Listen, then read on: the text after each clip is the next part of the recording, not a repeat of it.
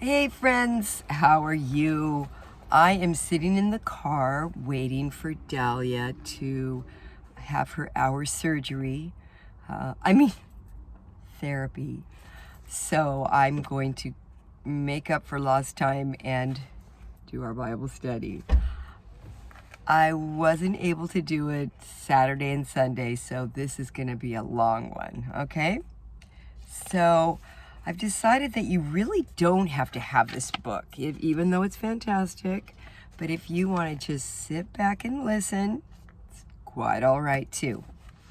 So I just want to say a shout out to Daniel in Las Vegas, Hannah in Las Vegas. Who else might be watching? Maybe Liam, starting his day off right, Jasmine. And anyway, text me your name and I'll put you on my high list when it's my turn to do the Bible studies. All right, so here we go. We are in Genesis. So let's see, today's the 10th, so we missed the 9th and the 8th. All right, so Genesis 4. All right, sit back and listen. A right way and a wrong way. Adam and Eve had two sons, one Cain and the other Abel. When they grew up, Abel became a shepherd and Cain was a farmer. One day, Cain brought some of his harvest and gave it as an offering to the Lord.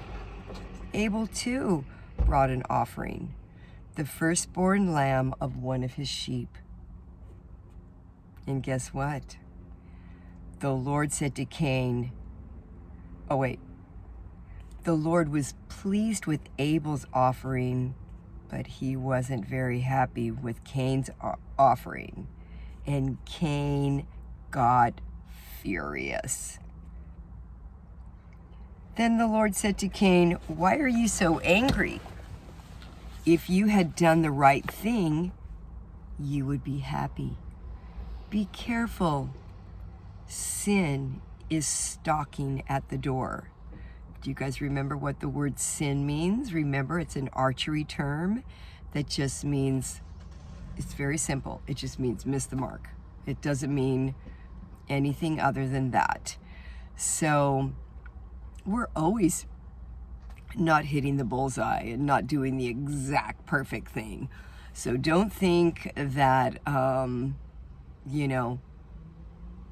the word sin is like just doing something completely horrific, like, robbing a bank or something, a big deal. Sin is just doing something that's isn't perfect, isn't the exact right thing to do. And the cool thing about all this Bible stuff is that God is holy. He has never sinned, never done one thing wrong. And Jesus, when he lived on the earth, because he was God, he never did one thing wrong, never thought one wrong thought. I know, it's unbelievable, hard to understand that. Okay, so let's talk a little bit about what some of the implications of these two offerings meant. Is God pleased with any kind of worship? Some of you friends might not know what worship even is. Or you might, kind of think of a celebrity and think, if you really idolize a celebrity, it's kind of like you worship them. Like if you saw them somewhere, you would just think, oh my gosh, if I could just talk to them, or if they ever called me or came to my house, you would just be blown away because they just seem way bigger than you are. So we kind of have a tendency to worship things that, people that we feel like are just out of this world. Like my favorite country music singer is Keith Urban. And if I saw him or he knocked on my door and I won some kind of a Keith Urban fan prize, I'm sure I would really just be taken away. But you know what? He's a person just like anybody else, but he's still amazing. But anyway, let's go on here.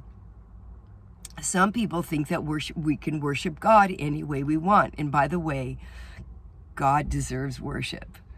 You know, he made this world and he made us, and he holds the key to life and death and eternal life. And so we owe him like our thankfulness, you know. It's only justly due, right?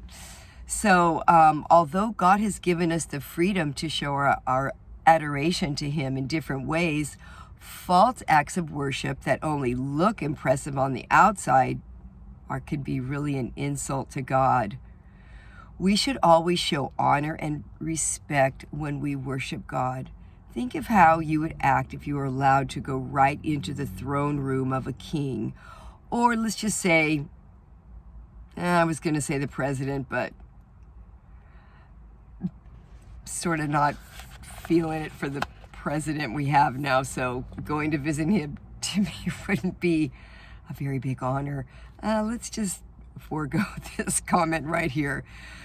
Anyway,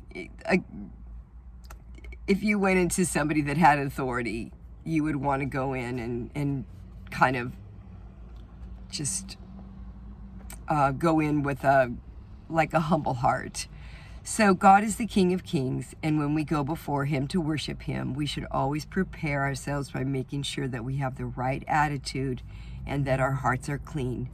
Think of 3 different ways to worship God that would please him. Here are some verses that may help. Psalm 102, Luke 2:37, and Matthew 2:11. I don't have a regular Bible, or I would look those up right now and read them, but that's some good homework for you. Why don't you look it up and read it, and then text us back and let me know, read it out loud to me, and that would be awesome.